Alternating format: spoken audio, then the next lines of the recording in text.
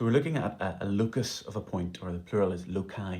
And the locus of a point is simply a path that it takes. So if I just draw a line, that's a locus. It's a path that follows the end of my pencil. However, sometimes we have specific types of loci.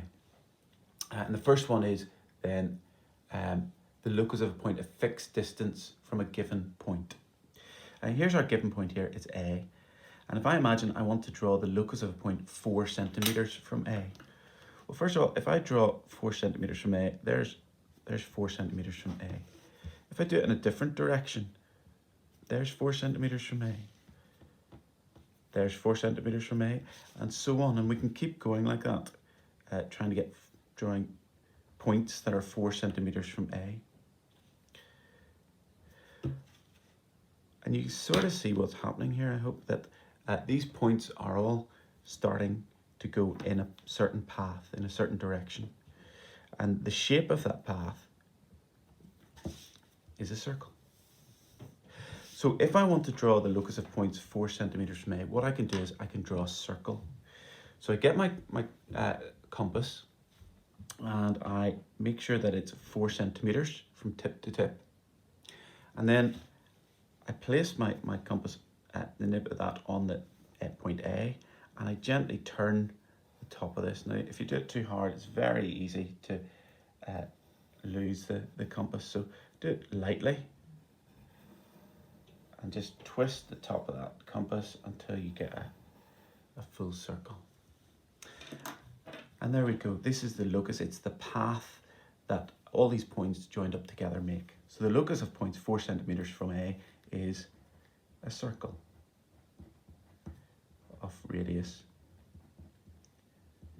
4 centimeters.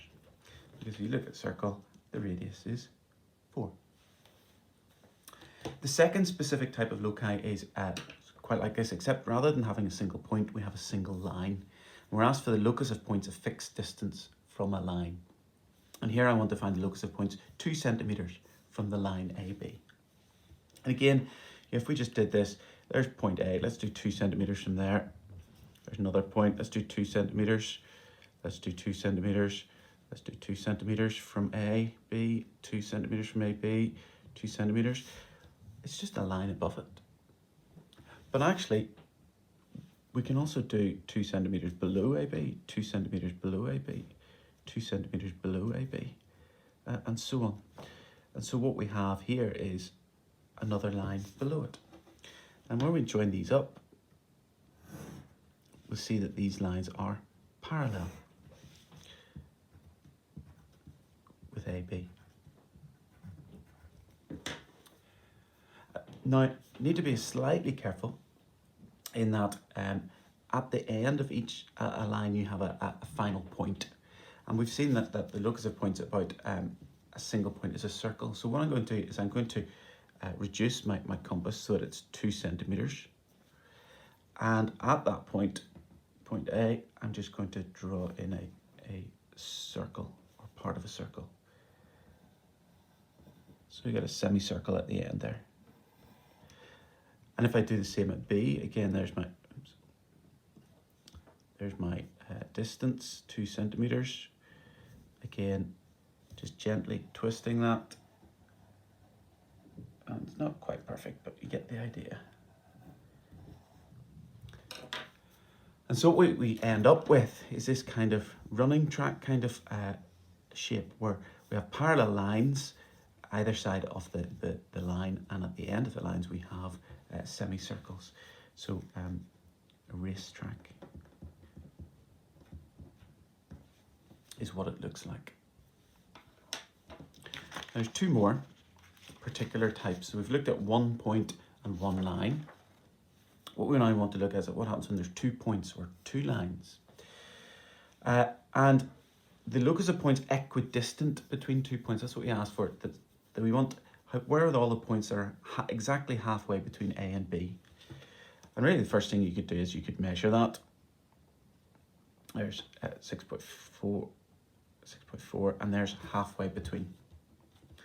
However, there's more than one point on this. If I, for example, take this point up here and I measure that from point B, I guess that's about 6.2 centimeters. If I measure it from point A, it's also 6.2 centimeters. This point is equidistant, it's the same distance between point A and point B. And if I pick that point below too, again, you'll see this is 6.2 away from B, but it's also 6.2 centimeters away from A. That point is also equidistant between A and B. It's the same distance from A as it is from B. Now, if you draw a line between these, if I pick any point on that line, let's just pick a random point. Let's pick this one here. That's roughly 4.1 centimeters from B, and funny enough, it's 4.1 centimeters from A as well. It's equidistant. Any point along this line is the same distance from A as from B. Now, the strange thing too is that if you join up the line from A to B, and you can do this, and then you take your protractor, what you'll find is that not only is this line halfway between A and B, but it's also at right angles between A and B. This is a right angle. And it cuts this in half. These two sides are at the same length. And so what we call this is the perpendicular bisector. It's perpendicular because it's at right angles to the line AB, and it bisects the line AB. And anywhere on this line is the same distance from A to B. Perpendicular bisector. And the last form of locus then is what happens when you want to be halfway between two lines, or equidistant between two lines. So I've got two lines here and I want to be equidistant. And so what I've done is if I go a centimeter up and a centimeter up, and then I draw halfway between, there we go, there's that point. There's 2 centimeters away from A in both directions. Again, if I draw halfway between, that's where it is. This is halfway between, and then this is now 4 centimeters, 4 centimeters. If I draw halfway between, I get there. And when I draw all those lines, you'll see that, all those points, they join up in a line as well. And not only that, but there's something, a particular property about that line, that if I measure the whole angle here, I'm getting about 66 degrees. But if I then measure just one of these little angles here, let's go for that, then what I end up getting is 33 degrees. 33 degrees. And so it bisects the angle, it cuts the angle in half. And so we call this the angle bisector. And so we need to know these 4 loci. Fixed distance from a point is a circle. A fixed distance from a line is this racetrack, so 2 parallel lines and 2 semicircles. And the 2 ones with specific names. Equidistant between 2 points, we draw a perpendicular bisector. And equidistant between 2 lines is a new line which bisects the angle. It's the angle bisector. Now, what I want to do is just show you how to do these last 2, the perpendicular bisector and the angle bisector. And we have notes on this as well, but here's how to do it. If you want to bisect the angle between, the line between A and B, what we do is we open our compass so that it's just more than halfway. Okay, can be much bigger, but it can't be smaller. So what I'm going to do is take my compass and put it at point A, and I'm going to draw an arc from A above and below. Then I'm going to do the same for point B. Using the same compass, it's not opened it up, an arc above and an arc below. And you'll see here that there are 2 points that those 2 arcs cross. All I have to do is join those 2 points up, and I have made the perpendicular bisector. And you can check it if you want, because what we can do is we can just briefly draw in the line AB and double check, is that 90 degrees? Is it perpendicular? And yes, it is. There's my line AB and there's 90 degrees. So I've drawn it perpendicular. Does it bisect? Well, that line's 6 centimeters long and my line is through 3 centimeters, so it's halfway along. It's the perpendicular bisector. We can do it with a line too, because what we can think of a line is just the two endpoints of a line. So if we're asked to bisect a line, then we just imagine that we've got the two endpoints there. And we're going to do the same thing. So is my compass has to be more than halfway. So if it's not halfway, the arcs won't cross. But so I'm going to put my compass on point C and do an arc above and then an arc below. And then I'm going to do point D and do the same sort of thing. So an arc above and an arc below. And hopefully you can see there's the 2 points where they cross. So if I join those up, that will be my perpendicular bisector. And again, we'll just double check. Is it right angles? Yes, it is. One thing is, this is very important. You could sort of try and bluff this with a ruler and a protractor, but when you're asked to construct this, these arcs are your proof that you've constructed it. You must have them. If you don't have them, you'll not be given any credit for this. So you need to just be very careful to actually use your compass in this. Finally, the angle bisector. Again, this is nice and straightforward.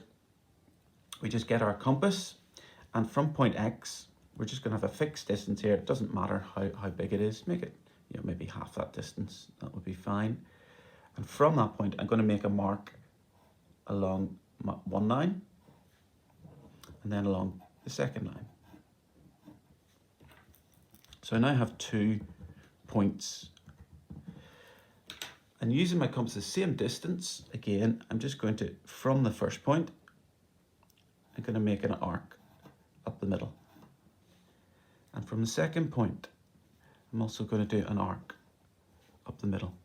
And again, hopefully you'll see that these 2 arcs cross over. And here's where they cross over. Now, to get the angle bisector, we simply draw from the corner of the angle, the vertex of the angle, through that point. And that's my angle bisector. Again, I must show these lines, these arcs, from using my compass. But again, you can check it, because I know that this whole angle was 54 degrees. So I'm hoping that when I've done this right, that we get about 27 degrees, and that there's 27 degrees for that angle. So I know that I've done it right as well. Last one, same sort of thing. Here, just need to be careful that our compass is quite big. Let's put it like that size. I'm going at the vertex, and from the vertex, I'm just drawing an arc on both lines. So I have these 2 points here. And again, we're just going to go back towards the center from each of those points. From the top point. And you can see then that this is where they cross. So to finish my angle bisector, I simply join that through the vertex. Now again, I've done this with my compass. I can check this with my protractor. So I knew that this was 116 degrees, the whole angle. I measured it earlier. And you can see then that this is about 58 degrees. And so I can be quite confident that I've done that correctly. And you will be allowed a wee bit of leniency of maybe a degree or so. Finally, just to remind you that we construct these things with compasses. Okay, you must show your construction lines, your arcs, and how you're doing this. But you can always check your answers with a protractor or with a ruler so